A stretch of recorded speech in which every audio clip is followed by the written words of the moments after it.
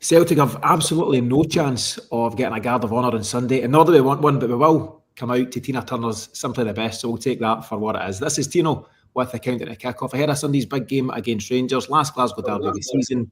Joined here by James and Miff. James, your initial thoughts ahead of this one? Yeah, it's an important game for playing for the pride. I think you've got to be going out all guns blazing. You know, there's a lot of Celtic fans. One I spoke to today who I've been going to Celtic games with since I was a tot, and he said he's not even watching it when he's there. Which I know, I couldn't quite get my head around that myself because I'll be watching it. Who's this? Paul, I'm not saying any more than that. Interesting. Can he be out in folk? Exactly, close enough. So, but I'll be watching it. And all those ones on Twitter are saying, you know, it's a dead rubber. I think you referenced it in the weekly show, Tino. Give me a call at 5 to 12 and tell me how you're feeling. Still counts.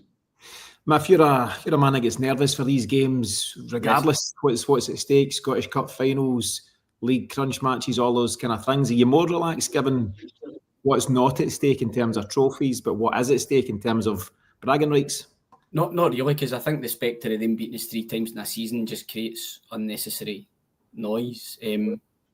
Albeit that whilst the January game at Ibrox was thoroughly deserved for Rangers, I don't think any Celtic fan would dispute that. I felt the circumstances around the most recent game at Celtic Park were, you know, everything that could have went for Rangers did, and Celtic ended up just leaving themselves too much to do. I don't think you would have been in any doubt watching that game who the better team was. But that said, you don't win any points or prizes for simply being the best team. You have to win the game, and that's what Rangers did. So, to my mind, I think whilst pride's at stake, as it always is in these things, bragging rights, whatever you call it, although if Rangers do win, then Ellie Barber will say that the bragging rights will be with Rangers over the season, the pre-season.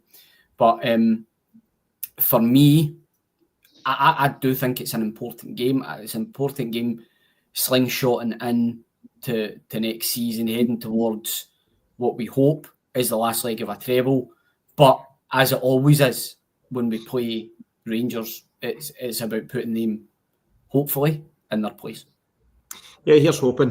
Before we kick on, good to see various folks joining us here on the live. Pat McLaughlin and Ian O'Sullivan. I was in touch with Ian briefly. Ian's travelling across from Cork at the moment without a ticket, so he's put his play up just now. Have we got a ticket from yet? We've not, but it wouldn't be the first time we've asked here on the off chance. So if anyone has anything at all, let us know, get in touch, and we can certainly pass it on to Ian. Ian, it's a slim chance, but you never know. Hopefully, you can get across there on Sunday.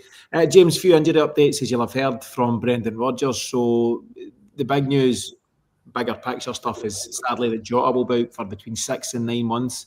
It's cruciate ligament damage, and it's actually worse than they feared. So that's a real blow for the player, blow for the club, blow for the player most of all. So best wishes to Jota. Hopefully he's back at it as soon as possible. Alistair Johnson is missing, and that's more precautionary. It sounds like if we needed him, if the game meant something, if you want to use that term, he could have played, but they're playing it careful with him in the hope that he'll be fit for the cup final. So he'll miss out. We'll cover the lineup shortly, but Tony Ralston will simply slot in there. And there were concerns over the fact that Daizen Maeda and Nicholas Kuhn both missed training today, but the suggestions are they could be okay. And in a further boost, Yang is back in contention as well. Your thoughts on all of that, James? Well, your last comment just goes the rest of it away, doesn't it? Yang's back, so that's all fine. Playing where you want. There's a whole mixed bag in there, and it's frustrating because I did want to get into this game full strength and just put them to the sword, put them in their place, as you say, Mick, to quote Chris Sutton. So it is annoying you're getting in under strength. I've no problem with Tony Ralston at right back in a derby. I think he's perfectly made for that. So he'll look forward to it himself. He'll be buzzing that news today. Kuhn looks okay, so no concerns there. I think Daizen, the talk was he was in Japan. I don't know if he's with his leave or something like that. Maybe made that up. Anyway, so it looks like he's back, Kuhn's back. So Jota is a devastating blow. You know, not for Sunday as much as the whole plan. You know, Jota was just starting to show us that form, and even maybe even better form than when he'd left. I think he was really starting to cook. So the timings just couldn't be worse. So I can only wish him all the best and a speedy recovery. But it puts the manager's plans into focus for the summer as well. There's what can be done there now. It jigs things up. It creates less of an option of diving through the middle because he's definitely going to be playing on the left. But it does create that opportunity for Ida to stake his claim. So there's a whole mixed bag in there. But I saw some of the training shots from earlier on, and it looks like Brendan's pulling them in and getting them all focused. So they're not wanting to kind of get this one up easy. No, and I've no concern about the focus that the players will have getting at this one on Sunday.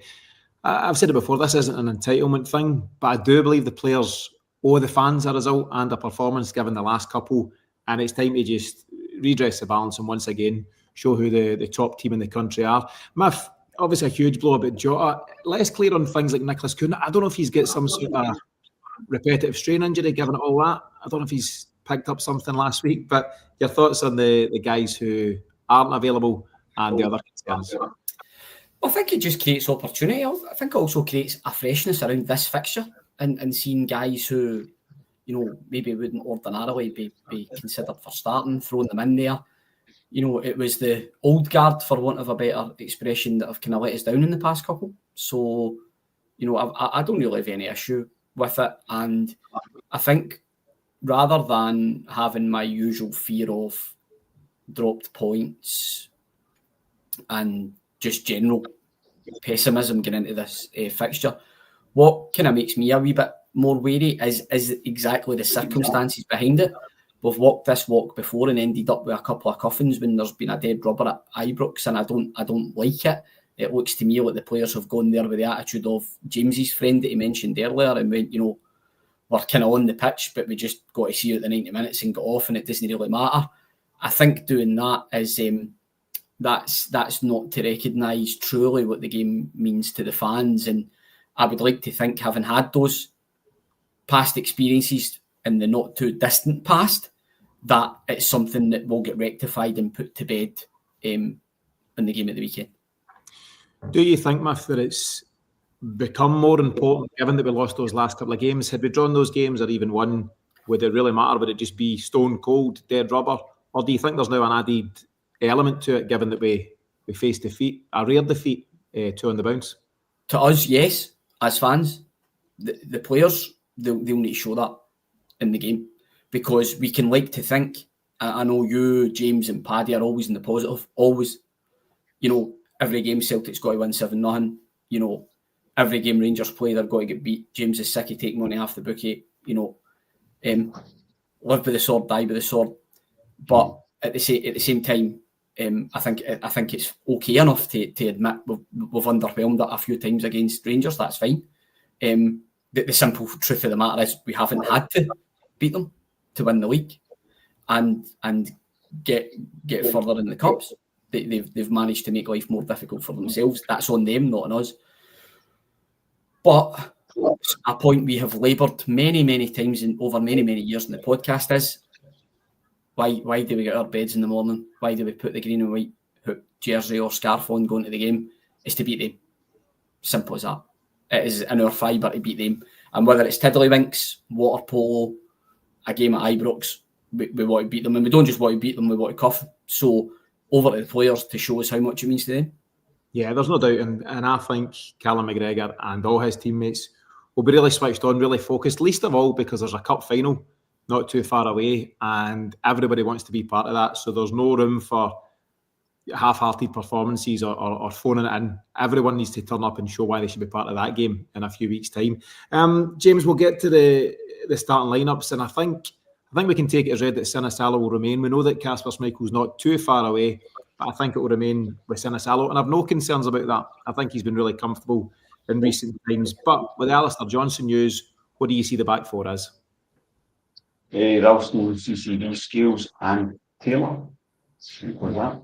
Yeah, as simple as that. And what you do have there is guys who know all about this fixture and what it's all about, and there's no concerns there. It's not, this is a brand new experience for some, and it'll be a great learning curve no matter what happens. They know how this game goes, and they know the reaction if you don't get the right result, the right performance. And I think all four of them, James, should be pretty well attuned to what's expected on Sunday.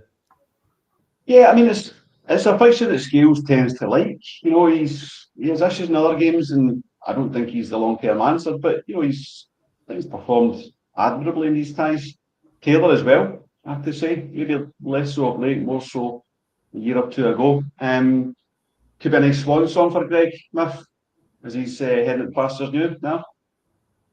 Hopefully not. You've kind of skipped by Scales' assist for Hadji. Aye, January. He has his risks. That's the thing, But I take your point. I would say he's probably performed with more credit against Rangers than he has in general. I would agree with that completely. That's what I'm saying. So he's fair. So and the alternatives aren't great anyway. Trusty's not cemented the place. Scales hasn't cemented the place. Rotsky's the same. So Scales has got the jersey for now, and that's it. But I don't think he's got that jersey first game of next season. Yeah, let's see, and we'll get to all of that in due course. It looks likely that Schlupp will be in the bench. Just the other injury update actually was that Dane Murray, his season's over, but I don't think it's as dramatic as that sounds. I think they've just been careful with a knee issue that he's had, and hopefully he can come back and be part of things next season. But yeah, I don't think anyone can see past Tony Ralston, CCV, Scales, and Greg Taylor being the back four. Miff, in a similar vein, I think the midfield three picks itself, in my opinion, has got to be Callum McGregor, Rio Hatate and Engels. Is that the move for you? Yeah, and I say that off the back of it being consistently the midfield in the run-up to this game, and that's carried us through the period of the season where we needed wins. I think the small hiatus that McGregor had out the team previously did just show how much of an influence still remains, and because he's been about for so long, he's still got a good few years left in him, everybody's planning his replacement and the succession plan, but he's shown no signs of stopping, and I think if his game time can be managed adequately, I still think he'll be around for a while to come yet, and still have a driving influence in the team. So yeah, for me the midfield picks itself. What I would love is I'd love a virtuoso Rio Hatate performance capped with a goal at Ibrox. That would make me a very, very happy man. And if I could just go on a slight tangent, Tino. I know you love them. Are we live, aye? Yes. Oh, sorry, Trips. I always remember my first Celtic and Rangers game was the game where we beat them 3-0 at Hampden. Can you remember that season? Rudy Vata scored like the world's worst free kick. 94. And I always remember like being delirious at beating them, and it was great. But they were all just sitting singing and knowing they'd already won the league. And you're just looking at them going, ugh. So I'm just playing devil's advocate to say, in the long run, I've been on both sides of this particular fence, and to be honest, even when you do win these games, it is a relatively hollow victory when you're in the position that the Rangers are in. So I just should stick that in there. So what I'm saying is, Troops, go and enjoy your day tomorrow. And Sunday. Bye, Sunday even, sorry. Pat McLaughlin backs that up. Pat makes a comment saying that he's seen this in the past, in the old fixture in the 90s. You can remember Celtic going 3 seasons unbeaten at Ibrox during that time, but it meant nothing because Rangers were making their way to winning 9 in a row. And the shoe's on the other foot this time around. Yeah. If Rangers were to win, what does it mean in the bigger picture? But I do believe that for the players, given what's happened in the last couple of games, it is important that we step up. Yes, nothing changes materially if we don't get the result, but it is important. It's also the chance to, on paper, just show your authority. Celtic are 17 points to the good right now. It would be 20 if you get the win on Sunday, and there's something to be said for that. Comment from Patman67. Good to see Pat here. He says Engels has class, and I hope he shows it on Sunday. Pat and I had a fun bet. Was it a couple of weeks ago before this final? And Pat was bang on his prediction that Celtic would win 5-0 that day, but he didn't think either would be amongst the scorers. I thought he would, and we had a charity bet, £25, and Pat's been a good sport and put 25 quid in Scotland. Pat, any other bets that come to mind tonight, let us know, and we'll consider a similar bet if you fancy it. What was the charity? Aware Scotland, awarescotland.co.uk. Very good. Yeah, well done. Let's go to the forwards, Miff. I'm going to stay with you just now because you said that you'd love nothing more than a virtuoso Rio Hatate performance, goal-scoring performance at Ibrox. What you would love more, really, is a James Forrest goal-scoring performance at Ibrox. What's the chances of that? Arguably. I'll say this. for the fact he's the most decorated player in Celtic's history, Ibrox has never been a happy hunting ground for Jamesy, even in Rodgers' first period, in what you would consider Jamesy's pomp, really, probably the period that was most prolific for him. Ibrox was a place he traditionally struggled, I think. And again, he wouldn't be the first Celtic player where that was the case. But I think there was a feeling that in general Jamesy struggled a wee bit against Rangers overall. But as things developed, it was particularly the games when towards the end of Rodgers' tenure and then the beginning of Lennon's second tenure, I think he actually had really major contributions. He absolutely made a fool of Andy Halliday in the title clincher at Celtic Park, and then he had the winner in the game where Rangers had 10 men after Ryan Kent gets sent off as well. So I think his contributions have been marked in those games. What a way to do it if he gets his goal in the 16th consecutive season and doing it at Ibrox. I just think it would be a very, very fitting thing for him because he's been such a fantastic player for us. Yeah, it'd be huge for James to get that goal. Listen, he would take it against anybody, but how sweet it would be if he got it on Sunday against Rangers. James, do you think James Forrest will get his goal? And if so, will it be off the bench or from the start? I think he will get the goal off the bench, though. I don't see him starting. If Kuhn is fit, and it seems he is, I think you're starting to see that bit of form, that glint in the eye, the talking back to the fans kind of things. He's got a wee bit between his teeth, and I don't agree with his chat, but I don't mind him having a bit of anything that drives him on, whatever's kind of pushing him on to up his game to the levels we know he's got. So I think he's returning to that. And he's, you speak about Jamesy against Rangers, Smith. I think Kuhn's the same. I think he struggled against Rangers. The plan will be you go and put a dull one on Kuhn early doors and he just shrinks. And that's not going to make you a Celtic player. They've done it a couple of times and he just disappears out of the game. So I want to see him actually get it done early doors, stand up to it and go and roast whoever delivered it, because he's got all the talent in the world. So it's a good occasion for him Sunday, I think. But unfortunately for James, I think it puts him on the bench. Yeah, I'd be inclined to agree. I think he's going to be Ida and Kuhn on the right-hand side. Just on Kuhn, there is chat that he went into his shell after, was it Chefjay caught him with a forearm smash up front about it. To be fair, it was a beauty. Yeah, it was decent, but that put it certainly gave Kuhn, or led to a quiet afternoon for Kuhn that time. That was at Ibrox, wasn't it? He did score what was Celtic's third goal at Hampden as we went 3-2 ahead in the league final before it went to extra, before Rangers equalised in extra time and then penalties. So he's got his goal there. He's played his part. But yeah, you want to see him crank it up and add another couple. And Sunday would be a nice time to do it. Adam Ida will very likely lead the line through the middle with Maeda on the left and Kuhn on the right. What do you think of that? Where are you at right now, Adam Ida? Yeah, I mean, if I think back to the time in the season, he did score 5 games in a row, then get dropped for Munich.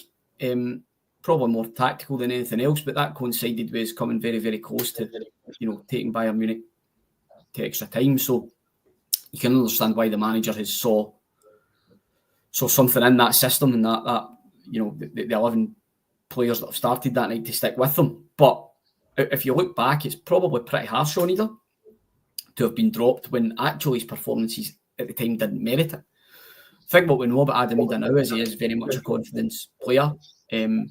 And he seemed to have really been affected by the fact that he was back out the team again. But I think that's just human nature for that. So he's already got a goal at Ibrox to his name. He's got a couple of goals against Rangers to his name.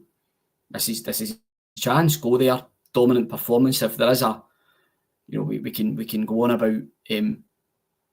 about Rangers and what they offer, strengths, weaknesses, all those things. But Ida presents a different type of threat to Rangers because he's willing to stick his backside out and hold the ball up, but he's also willing to go and run the channel and run in behind. And listen, it's up to Adam Ida to take this chance because we're heading for a cup final and there's places to play for. I think it's going to be intriguing for Celtic fans to see what sort of attitude Adam Ida plays with. and also probably quite important that he's not been to Bamboo or Biblos or the Arches or somewhere like that on Thursday night. Other nightclubs are available, Miff. Also, I'm showing my age there with the nightclubs that I mentioned, by the way. That should show what vintage I am and what years I clubbed. I think Freddie Legrand was number one. Yeah. I don't think any of those nightclubs are available. Yeah, they're all gone, I think. But yeah, Adam, I've never had a problem with his attitude. I think sometimes his style can look a wee bit disinterested, but I've made a point of watching him quite closely at some of the recent games I've been at. He doesn't stop working off the ball, and at times he'll find himself out in the wings, dropping back to midfield and various other places to try and win the ball back. James's point, counter to that, and I get this argument as well, is sometimes you want your number 9 to stay between the posts. John Hartson, very different type of player, but you use the example of a guy like John Hartson, stayed very central and he was there anytime the ball was flashed across goal or into the box. Maybe the game's evolved though that you can't afford to have that luxury. Number 9s, traditional number 9s are becoming less of a feature in the game, and maybe this is how Brendan Rodgers wants Idah to play, James. He seems to be pretty happy with him anytime he's asked, in terms of the contribution that Idah's making. And yeah, he's obviously fallen a bit short of what's been an incredible Daizen Maeda, but he's still got, I think it's 17 goals for the season, so it's not the worst run that Idah's on at the moment. Yeah, I mean, the media will tell you Idah's having a terrible season and Igman is worth 20 million. Both those things are meant to be true with however many goals he's got, but it's nowhere near either return, and it's not in the Champions League either, and it's not consistent. I'm more than happy with Idah's first full season in terms of development. You'd always want your strikers to contribute more. You'd also like him to have really nailed that jersey when Kyogo made it available in January. But I think he is developing his game under Brendan Rodgers. I think he's adding more to his game. He's becoming a more intelligent striker. I think he's getting better at the back-to-goal stuff. And Rodgers is pulling him out of the box. And that's fine. But there can be a bit of horses for courses as well. There was times when, as you said to Giakoumakis, do not move from that post to that post. You stay right there. We'll bring the ball to you. That's our job. You stay where you are.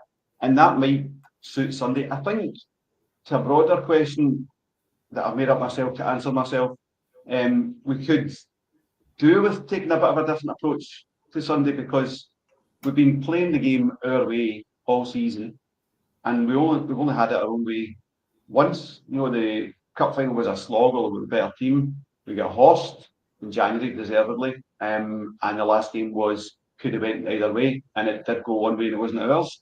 So I'd be okay with trying either between the posts and not having to do so much stretching and carrying. You get two willing runners there in Daizen and Kuhn, and a very athletic and able midfield backing him up as well as a fullback. So maybe just let Idah stay between the posts and score some goals. There's something to that, but I'm also not hugely against the style that has got us to the cusp of a treble. Celtic at times have been frightening. We've scored 15 goals in our last 3 games. I wouldn't be in a hurry to rip up that particular playbook.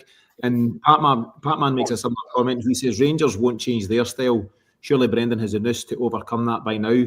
Celtic's response to that is do what we do and do it better. We haven't done it well enough. We've not been sharp enough and intense enough in the last 2 games. I think if Celtic do what they do to the standard that we know they can get to, I think we take care of business, no problem. I really do. It's going to be interesting to see if he makes any notable tactical changes. I don't think he does. Just to stay on Daizen Maeda, so obviously he's the man of the moment. He's going to sweep the boards, and rightfully so, in terms of the Player of the Year stuff. I think Celtic's Player of the Year night is on Sunday after the game, so you want to make sure that's a good night as well if you're one of the players. But Daizen Maeda's on 33 just now. What have we got? 4 league games and a cup game. He could certainly be touching 40, if not, breaking that mark. But the most effective Daizen Maeda against Rangers has been the Daizen Maeda up against James Tavernier at right back. Now, I don't know where Rangers are at this moment in time if Tavernier's out there, because for a spell he was back in centre of defence. They were playing a 3, they were playing a 4. I have no idea what they look like at this moment in time. Sterling was playing there, but I think he's out injured. There's been other guys in the pack. Yilmaz ended it. I have no idea. But Daizen Maeda coming in off the left-hand side against Rangers has been so effective. Am I right in saying we switched that up? We played him through the middle of the last game, Miff? We played him through the middle of the last game, then he switched to the left after half time and scored almost immediately. But he was playing out in the left against Tavernier in the game at Ibrox, but that was just so poor for everybody that it beggared belief. Yeah, so I think he's most effective in this fixture on the left, and I think it looks like almost that the manager's hand has been forced, but I think this is what he'd have done anyway, is that he'll keep him in the left where he's been so effective. The good thing about Daiz Maeda is, if needs be at any stage in the game, you can bring him in the centre, James Forrest or Yang can come in on the wings, and we can go from there. James, just to ask, we've obviously covered what we think more or less will be the starting 11, and I don't see too many changes to the 11 that we've loosely suggested. How important could the bench be? I've mentioned James Forrest. We know all about the personal accolades that he's targeting. He is now officially Celtic's most decorated player. Yang, if deemed fit, will be hungry to show that it's not been flash in the pan over the last few months and that he's got a part to play next season. Luke McCown will be hungry, and he was out talking to the press the other day. Bernardo's had a stop-start time of it recently. What you do have is motivated players on the bench if they're called upon. Yeah, I think there's reasonable cover all throughout the bench, even with these injuries. Bar right back, Tony is the backup right back, so when he's on, we're going to have to have a youth in there maybe. I don't know. But you've got Trusty, Nawrocki's a bit light maybe. Schlupp, absolutely fine. Bernardo, I think, will be a key player on Sunday. I think he'll come on and put himself about. Just watching a wee bit of footage of him in training, he must be just fairly devastated with the way his season's gone. Obviously, injuries played a huge part in that, but it was set up to be a huge season for him, and he just hasn't had that chance to stake his claim. Said it many times, I think he's a class act. And he's often shown when he comes on in this game, he's the wise head and young shoulders. He can come on, calm things down, get his foot in the ball, dictate the play. So I think he'll be a real key asset, as well Yang, as well Jamesy. Yang can come on and give us that wee burst of energy that he's done so many times this season, and his injury as well. They're just as he's starting to really come on to a game. So we want to see him get a good run of games under his belt before the season ends. I think there's reasonable cover there, and having those options quite strong in the wings, it allows us to potentially keep Dyson on, to beat it off, and let Dyson run at it to the middle if we want to. Yeah, it's good to have those options, and I say you've got players for various reasons will be really motivated to come on and play their part. Pat McLaughlin's always good for a start, and there's a good one here saying that if Maeda scores at the Celtic end on Sunday, he's scored on all four ends, i.e. both ends at Ibrox, both ends at Celtic Park against Rangers. He goes on to say that he only needs to score at the Rangers end at Hampden as well to complete the set, and you wouldn't bet against it. If Dyson does sign the new deal that we're all hopeful that he does sign, you wouldn't bet against him completing that. Miff, let's take a short look at Rangers and where they'll be at for this one. They'll just be screaming out for the season to end. This is their last hurrah, if you like. You can call it their cup final, if you like. But they drop points again at the weekend, 2 each against St Mirren. They're just stumbling their way towards the end of the season. But they have shown they can get motivated for this game, albeit when it doesn't really matter so much. What are you expecting from them in terms of their motivations for this fixture? Well, for what I'm gathering from my Blue Nose network is that this season's over and they're already looking forward to T-shirts getting fired out of cannon, added time, multi-ball, monster truck, half-time. They're already away. They're gone. It's blue sky. It's Marco Rose's manager. They've gone again. The season's not even finished yet, and they're away.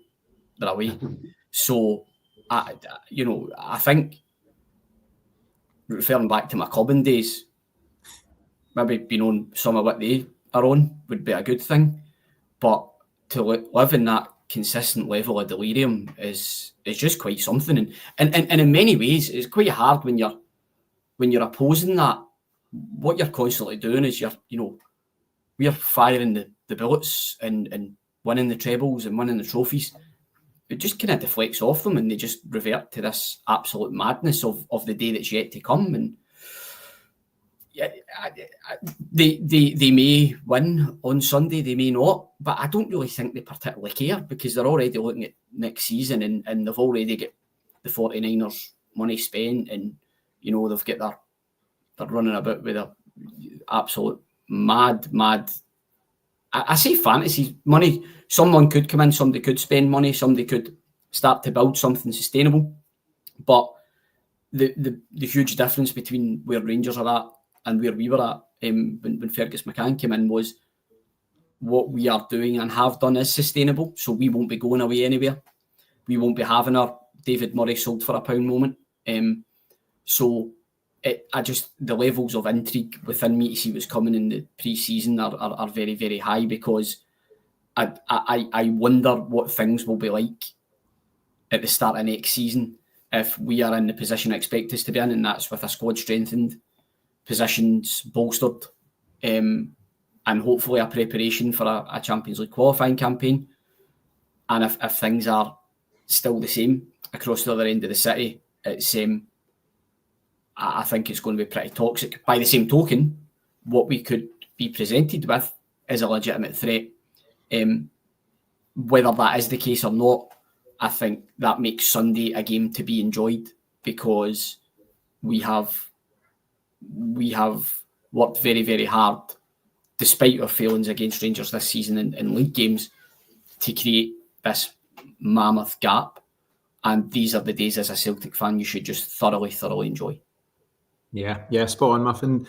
What I always find intriguing is whatever happens at Rangers, whatever investment does or doesn't arrive, do they think for a minute Celtic are just going to tread water, stay still, or even go back the way? Celtic are kicking on. We've shown in Europe that we're improving. Our level of spend is getting higher. We're spending 9 million, 11 million, 8 million for players. And Celtic aren't here just to say, well, that was nice, wasn't it? 4 in a row, 55 trophies, 120, maybe 121 by the end of this season, potential treble. But that was that. So now it's Rangers' turn. That is not the way Celtic are thinking. It's certainly not the way Brendan Rodgers, Callum McGregor and the players are thinking. And I think the board will back him in the summer, and we'll cover all that and then some at the right time. James, what I've found incredible at Rangers is, in the face of all their inconsistencies off the park, there's a real consistent message of, as Miff leans towards, next time. It'll be next year or the year after or the year after.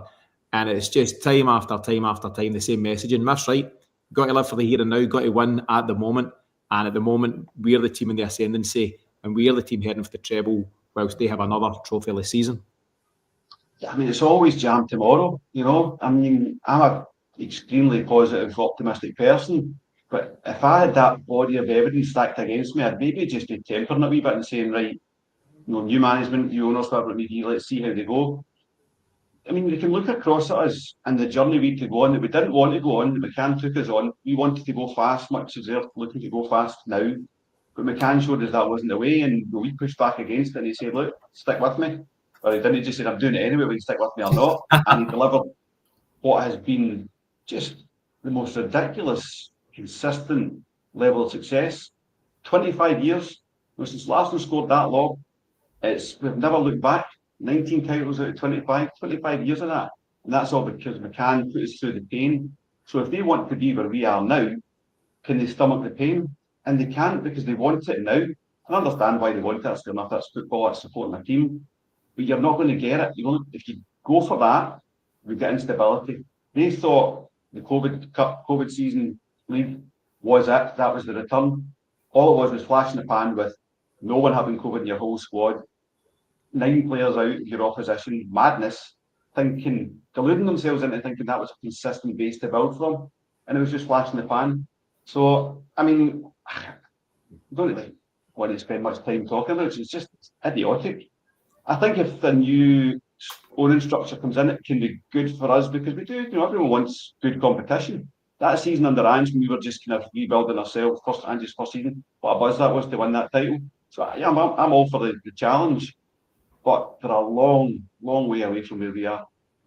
Yeah, absolutely. And the chat was, after the COVID Cup, was that Celtic would fold like a deck of cards, and since then we've gone on to win trebles. We might win another one, 4 in a row, and all the various other accolades. So, keep it coming, lads. We'll get you next time, Celtic. Let's see how that goes.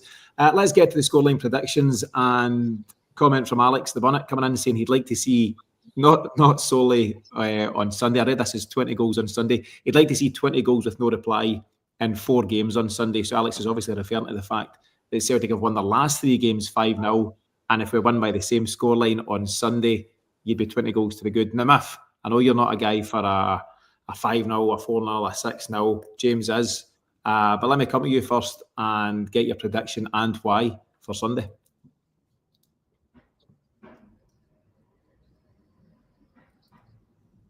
All quiet at Miff house. Let me come to you, James. Miff's thinking it through. James, what do you think then? Just out of respect for Miff, I'm going to just temper it a bit. Do you want to go, Miff? You ready to go? I'm back. Well, I don't know what the question was, but I'm back. Right. The question was, James, 5-0. What are you saying? Oh, I'm surprised James has already bet 5-0. I bet you it's already. No, I'm not going 5-0, but I'll come back to that. On you go. I'm going to go 2-0 Celtic. And why? I just feel that we will approach the game slightly differently, and I also think the Rangers fans in the game in January, I mentioned it in the podcast, there was a very poignant minute's silence before the game in remembrance of the people that died in the Ibrox disaster. I felt that unified the stadium, and it definitely brought a connection between the players and the fans that previously wasn't there, and the manager as well. At the time, Phil Colon, he is now gone, and I believe that connection's now gone. I think there'll be a toxicity to things if Rangers aren't one up within 10, 15 minutes. If Rangers approach the game where they sit off Celtic at home, then that will lead to a lot of contempt coming from the stands. Celtic then hopefully will keep the ball, grind Rangers down, and win 2-0. Okay, good rationale. James, before I come here, there's a few scorelines coming in. Paul Allen, good to see Paul here. 4-0 to Paul. Patman's gone for 2-1. He's even named the scorers: Cherney for Rangers, Maeda and Hatate for Celtic. Shane O'Sullivan, good to hear from Shane over in Boston. 3-1 Celtic. I like Pat McLaughlin's suggestion. He's gone for 5-3. Maybe a wee return of Ange ball. It's that kind of scoreline. And that's going to end up with a heart attack for me. So I'm in a similar kind of way of thinking to Pat. I'm going 3-2. James, I'll come to you in a second. But I'm going 3-2. I think, there's a, shackles off type, less riding on it in terms of anything that fundamentally matters, in terms of, where the league might end up and all that kind of stuff. And I think that could lead to a wee bit of freedom for both, sets of players. And 3-2 is what I'm going with. Let me see, last couple coming in.